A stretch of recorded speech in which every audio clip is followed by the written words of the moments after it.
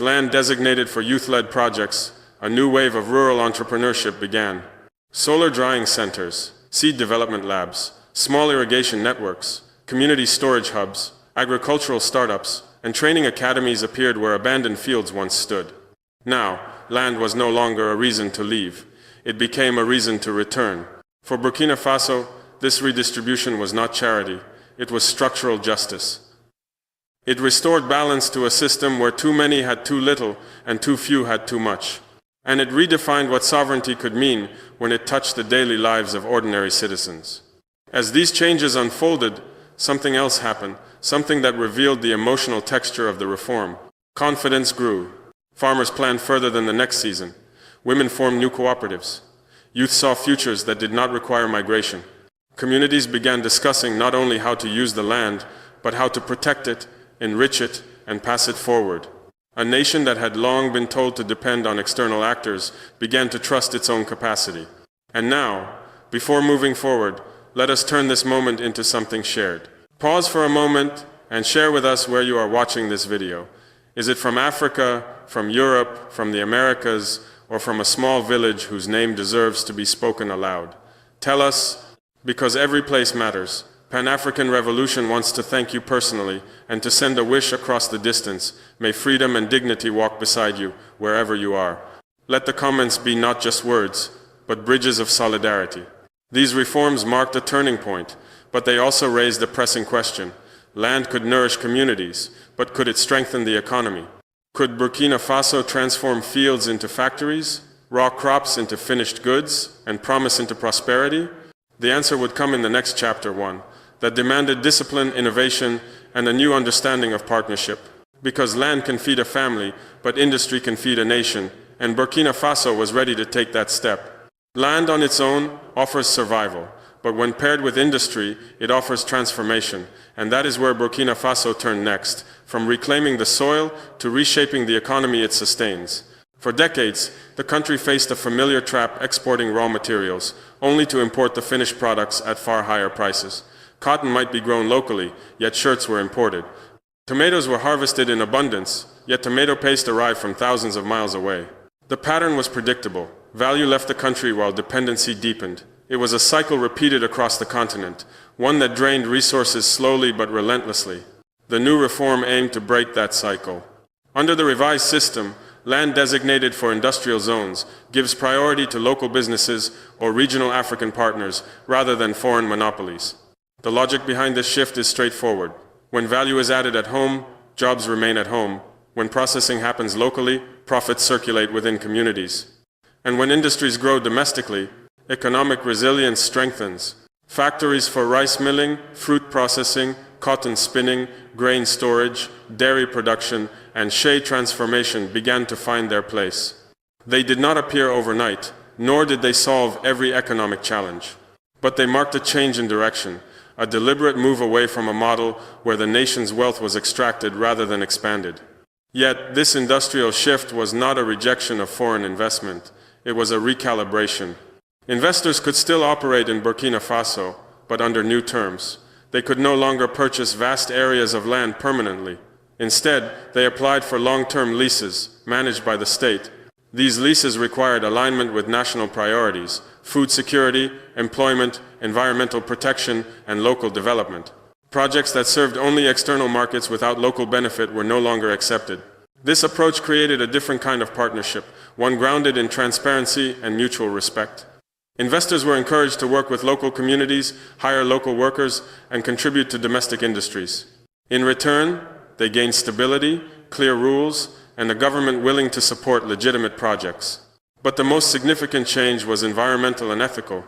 With the state controlling land allocations, companies could no longer clear forests without oversight, divert rivers without consequence, or exploit soil without accountability. The custodian model gave the state the authority to revoke leases if environmental standards were violated. For the first time in many regions, land had a protector powerful enough to defend it against irresponsible extraction. As local industries grew and partnerships improved, a subtle shift began to take shape in the national mindset. People no longer viewed development as something delivered from abroad. They began to see it as something built at home through discipline, innovation, and cooperation. The road to sovereignty, after all, is not paved with speeches. It is paved with workshops, processing plants, storage facilities, research centers, and skilled hands, shaping raw materials into products of value. But as Burkina Faso strengthened its economic foundations, something else stirred beyond its borders, a reaction from older powers accustomed to a very different relationship with the continent. Because when a nation learns to stand, those who once expected it to kneel begin to take notice. As the reforms took shape, the world reacted, some with curiosity, others with caution, and a few with unmistakable fear. It was a familiar pattern, one that had played out across Africa whenever a nation chose to redraw the lines of its own destiny. Critics in foreign capitals labeled the land policy reckless, anti-investor, or destabilizing. Analysts predicted economic collapse. Some corporations paused operations, waiting to see whether the new rules could be softened or reversed. Reports circulated warning of isolation, downturns, and political risk. But beneath these predictions lay a quieter, deeper concern. A nation asserting control over its land challenges a long-standing system. For decades, external powers benefited from access to African resources at low cost and minimal resistance. A change in that arrangement meant a change in the balance of influence. Yet, the warnings did not unfold as predicted. Instead of collapsing, Burkina Faso adapted. Food production began to improve. Local industries expanded. Regional partnerships, once treated as secondary, grew stronger. Nations in West Africa expressed support. Conversations in universities, villages, and digital spaces spread across the continent. People began asking whether this model could work elsewhere, whether sovereignty could be built from soil upward. And something remarkable happened. Sanctions, once seen as the ultimate instrument of pressure, began to lose their force. Sanctions can restrict money, they can slow commerce, but they cannot stop a nation that has decided to rely on itself. When dependency shrinks, so does vulnerability. When a country builds food security, strengthens local production, and diversifies its alliances, outside punishment loses its power. In an increasingly multipolar world, no nation stands alone unless it chooses to. Across Africa, the narrative began to shift. What was once framed as risk became an example. What was once criticized as radical became a symbol of courage. Citizens in neighboring states debated similar reforms. Regional unions explored deeper cooperation. A continental confidence, quiet at first, then louder, started to rise. Yet the most significant shift did not occur in government offices or foreign press briefings. It occurred among the people themselves. Farmers returned to their fields with certainty. Women expanded cooperatives that had long relied on borrowed land. Youth began to innovate, invest, and build. Trust in national institutions, fragile for years, experienced a slow but real revival. Communities spoke of a future shaped collectively rather than dictated externally. The people were no longer waiting for change. They were participating in it. Because the most powerful force behind any reform is not the law that enacts it, but the citizens who give it life. A policy can be written by a government, but a movement is carried by hands, hands that plant, build, protect, and pass forward what they believe is worth keeping. And in this moment, a new question emerged. Not from critics abroad, but from voices at home. If land can be reclaimed, protected, and shared, what else can be rebuilt? What other parts of national life can be anchored in dignity, fairness, and sovereignty? It was a question that pointed not to conflict, but to possibility.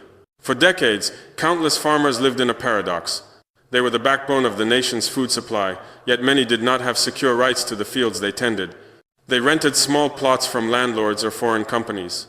They lived with a quiet fear that at the end of any season, their land could be reassigned, reclaimed, or sold.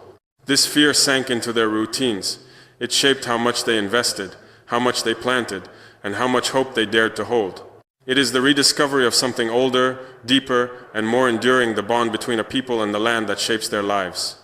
It is the recognition that sovereignty begins beneath one's feet, that dignity grows from the soil upward, and that a nation's future is strongest when it is rooted in its own hands. If this journey has moved you, if it has stirred your sense of justice, pride, or possibility, then subscribe to this channel, not as an act of habit, but as an act of connection. Here, we honor stories that rarely reach headlines, voices that rarely fill global screens, and moments that remind us that independence is not a destination, but a road we walk together. Your subscription is not for numbers, it is for continuity, for ensuring that stories like this are not lost in the noise of global narratives. Join us, walk with us, and be ready for the next chapter of Africa's unfolding story.